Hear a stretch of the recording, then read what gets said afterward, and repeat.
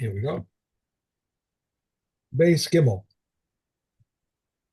Orlah voids Kalayim and Kalayim Orlah and Orlah. How so? If a saw of Orlah fell into 200 and then a little more fell more than a saw of Orlah or a little more than a saw of Kalayim fell in, this is where Orlah voids Kalayim and Kalayim voids Orlah and Orlah. Whatever causes the ferment or seasons or renders meduma with the truma, with Orlah or with Kalayim, Hakarim is forbidden. But Shammai says it also renders unclean. But Beis Hillel says it never renders unclean until it contains the bulk of an egg. Dosti of Kafar Yidma was one of the disciples of Beit Shammai, and he said, I heard from Shammai the elder who said it never renders unclean unless it contains the bulk of an egg. Yeah, good. All right. ולמה אמרו כל המחמת והמטבל והמדמה להחמיר? So where is it? So we have a sorry that somebody says that that anytime that you've got chimutz or spicing or chimutz or spicing in the case of a medamea goes stringently. That's only min b'mino when you have like with like. Okay. In other words, if you have a starter made out of wheat that falls into a dough made out of wheat, that's called min b'mino. And then we say we're going to be stringent in any event. Okay. Lahakel or lahachmir. So when is it that we are lenient and stringent? Min b'she'eno mino. When you have two different types of food together, then there's a possibility of stringency or leniency. Let's dive into what are the examples. Seor shel chitim shenafal lasoch isas chitim. So there is the starter that's made from wheat that falls into a dough made of wheat. Yesh bo kedei lechametz, and there's enough in the starter to make it to make it ferment and expand. Bein sheyesh bo la'alos be'echad u'mea, bein she'ein bo la'alos be'echad u'mea. Then it doesn't matter if you've got 100 or not against it or not 100 against it. We're talking here about truma, right? Because the Yashir, if we're talking about 100, then we're talking about truma. If it was talking about Orlah or Kilayim, then we'd be talking about 200. So this is a case of truma. Okay, it doesn't matter if you've got 100 or not. If there's enough lechametz, then it's aser. Okay. What happens if we know for sure it's less than 1 in 100? Sorry, if there's more than 1 in 100, in other words. If it's so even if it's so it doesn't matter then if you don't have 100 against it, then it doesn't matter if it's a strong starter or not. If it's just like a little bit, then already your proportion of 100 is sufficient to make it aser. So what basically, if you look at this as a logical chart over here, with logical conditions, then in order for it to be aser, either it needs to be not enough to be mevatel 1 in 100, or it's enough to be chametz. Either of those conditions is sufficient to aser it. As opposed to Mishna Zayin, lahakel lahachmir min b'she'eno mino keitzad. What's the logical condition for min b'she'eno mino if it's not min mino? Kigon grisin shenisbashlo im adashim. So you had beans that were cooked with lentils. Okay, there are two different species, and it's v'yesh bahem benosin tam. If they put a taste, if they transmit their taste one to the other. If whether then it doesn't matter whether you've got 100 or don't have 100. If it gives taste, it's aser. If they don't put a taste across, mutar. So what we learn from this is that when it comes to min b'she'eno mino, the 100-to-1 ratio is irrelevant. All that it depends on is what did it give a taste. So we couldn't say nosen tam with min b'mino because everything tastes the same. But when it comes to two different species, then but again, let's just summarize. In the previous case, when it's min b'mino, there are two things that can make it aser. One, it's enough to lahachmetz, or two, it's 100-to-1. So you've got your two things, and either condition is enough to make it aser. I'm not sure I really understand why, if we have beans and lentils, and the lentils got some of the same flavor of the beans, or vice versa, why that should make a difference? Why? Why makes it I'm different? Because no, because one of them is trimmer. what? So Okay, let's right. just say the beans are trimmer.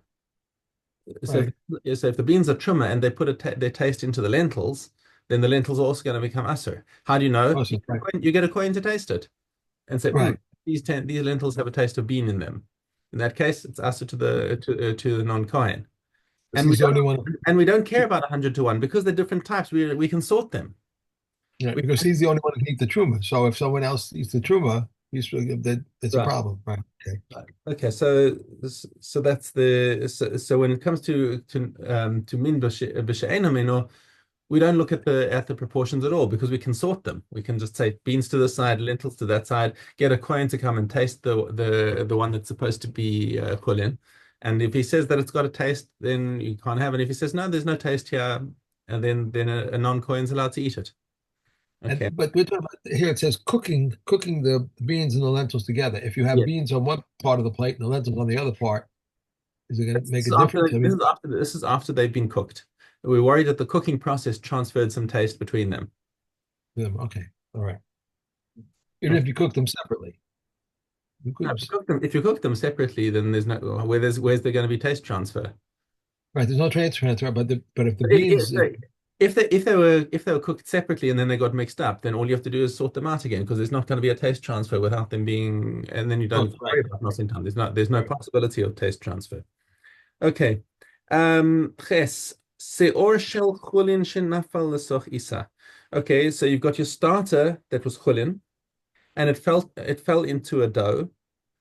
V'yesh bo lechametz, and there was enough in it to make it. So this is a normal case of chulin starter that fell into chulin dough, and everything was fine and was going to start fermenting and rising. V'achar kach nafal seor shel truma. And now a little bit of starter of truma also fell into this dough and got mixed in. Or seor Mhm. shel kilaya kerem. Or it was another isser. It was dough that was made out of kilaya kerem.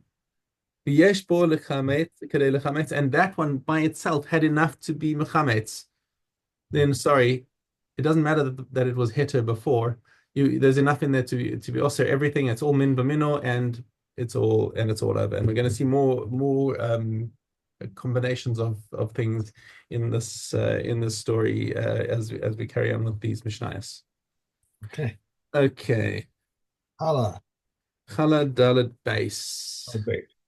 Which is one kind with like kind? Wheat does not combine with any except with spelt. Barley combines with all except with wheat. But Yochanan ben Nori says the other kinds combine with one another. Two calves and a calf of rice or a calf of truma is between. These do not combine. A thing which from which its challah has been separated lies in between. They combine, since it has already become liable to challah. And if a new calf or an old calf bit one another, Reb Yishmael says, let him take from the middle, but the Kammen forbid it. If one takes challah from a calf, Reb Akiva says it is challah, but the Kammen say it is not challah. Okay.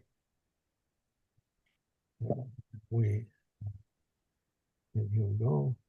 Okay, Maestros. Okay, hey, Dalit. A person may not sell his straw, olive peat, or grape residue to someone who is not trustworthy in regard to maestros, for him to extract the juice from them. And if he extracted them, he is liable to maestros, but is exempt from truma, because he who sets aside truma has in mind the broken, the sides, and what is there in the straw, inside the straw. If one buys a field of vegetables in Syria before the tithing season has arrived, he's liable. But if after the tithing season has arrived, he's exempt and he may continue to gather in his usual manner. Rabbi Yehuda says he may even hire laborers to gather. Rabbi Shimon ben Gamliel says, when does this apply? If he bought the land, but he did not buy the land, then. But if he bought the land, but if he did not buy the land, then, if before the tithing season, he is exempt. And Rabbi says also according to calculation. Sorry. Okay. If one made wine from grape residue and put it in a certain measure of water and he found the same measure, he's exempt. Rabbi Yehuda declares him liable, and if he found more than the measure, he must separate it for elsewhere in proportion. Okay. Okay. Lion Lion. dalet Lion. vav. If one plants two opposite and two if one plants two opposite two and one projects like a tail, it is a vineyard.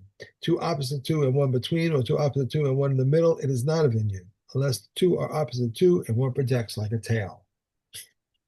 If one plants a row on his and one row in his neighbor's, and a private road or a public road is in the middle, or a fence lower than 10 handbreadths, they combine. Higher than 10 handbreadths, they do not combine. Rabbi Yehuda says if one intertwines them above, they will combine. If one plants two rows, and if there are not 8 cubits between them, he may not bring seeds there. If there were three, if there are not 16 cubits between one row and another, he may not bring seeds there.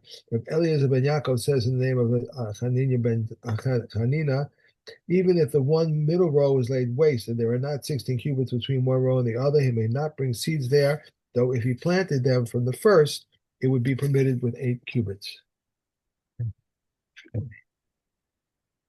And there we go, para. All right. Reb Eliezer says the term egla means within her first year, and the term para means within her second year. But the commentator the term egla means in her second year, while para means in the third and fourth year. Reb Meir says even in her fifth year, the elderly cow is acceptable, but we did not wait for her, lest she turn black, in order that it may not become disqualified. Reb Yeshua says, I did not hear any term other than shalashis. They said to him, what is the word shalashis? He said to them, this is what I've heard without explanation. And as I said, I shall explain, if you say shalishis, this means with respect to others in account. But if you say shalashis, it means the 3-year-old. They said, similarly, they said a Revi vineyard. They said to him, what is the wording? Revi. He said to them, this is what I have heard without explanation. And as I says, I shall explain. If you say Revi, this means with reference to others in a list. Then you say Revia, it means 4 years old. Similarly, they said if one eats a taras afflicted house, eats in a taras afflicted house half a loaf of 3 per kav, they said to him, say of 18 to a saw. He said to them, so I received without explanation. Said Ben Azai, to explain it. If you say of three per kav, there is no kala, but if you say of 18 per saw, his kala portion reduces it.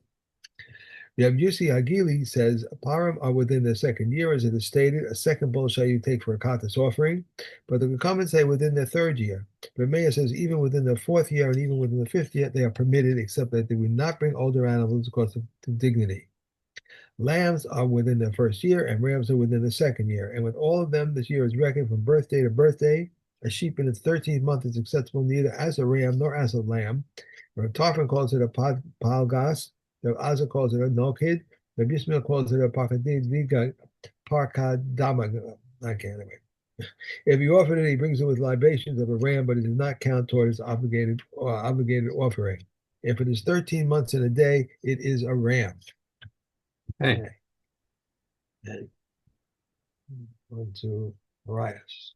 Oh, I forgot to bring my the one. What's it? Okay. This is the last one.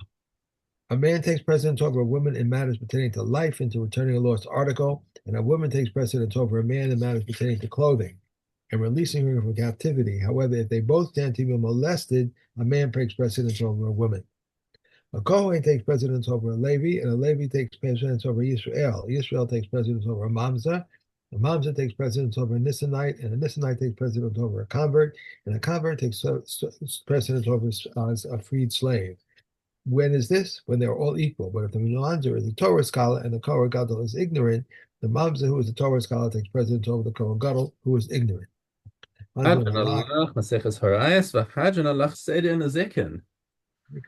Okay, and on to Zavachim. Olive. All sacrifices which have been slaughtered for a designation other than their own are valid, but they are not credited to the owner as fulfillment of his obligation, except for the Pesach and Katas offering. The Pesach offering in its proper time, and the Katas offering at all times. As Eliezer says, also the Asham offering. The Pesach offering in its proper time, and the Katos and Asham offerings at all times. Said Rabbi Eliezer, the Katas offering comes to atone for sin, and the Asham comes to atone for sin, just as the Katas offering is disqualified. If he intended for a designation other than his own, so too the Asham offering is disqualified if it is intended for a designation other than its own. Okay. Yosef ben No, says, that's it. Just one. Just the one. Yeah. On to Ketubos. Okay, Ketubos, solid Yud. If he did not write for her, sons that you will have from me, they will inherit the money of Ketubah above what they share with their brothers. He is nevertheless liable since it's a condition established by the court. If he did not write, daughters that you will have from me shall live in my house and be supported for my property until they are married, he is nevertheless liable since it's a condition established by the court. If he did not write, you shall live in my house and be supported for my property all the days of the duration of your widowhood in my house, and he is nevertheless liable since it's a condition established by the court. In this manner, the people of Yerushalayim used to write. The people of Galil used to write like the people of Yerushalayim. And the people of Judea used to write like until the heirs wish to give you their ketubah. Therefore, if the heirs so desired, they may give her ketubah and dismiss her. Okay, that can. I heard something very, I don't know if I have time. Let me see.